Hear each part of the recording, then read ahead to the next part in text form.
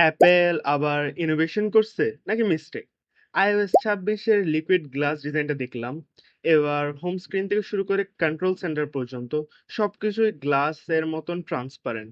অনলাইনে সবাই বলতেছিল উইন্ডোজ 8 এর ট্রোনো বা ভিস্তার আরোর পুরা কপি। ক্লক অ্যাপের আইকন থেকে শুরু করে মেনু পর্যন্ত সবকিছুই খুবই ক্রিঞ্জি মনে হচ্ছে। 2016 বা 17 সালের ডিজাইনের মতন লাগতেছে। Old, boring, even hard to read. Apple WWDC ইভেন্টে বলছিল অনেক বিউটিফুল, বাট রিয়েল লাইফে ইউজেবিলিটি খারাপ। অনলাইন ইউজাররা টুইট করতেছে ugliest thing in Apple history, আইসোর, ইভেন ডিজাইনাররা বলতেছে কন্ট্রাস্ট কম এবং রিডেবিলিটি খারাপ। অন্য একজন বলছিল আইওএসটা দেখতে যেমন ইউজ করতে তেমনই বাজে লাগে, কিছু ক্লিয়ারলি দেখা যায় না, কিছু বোঝা যায় না।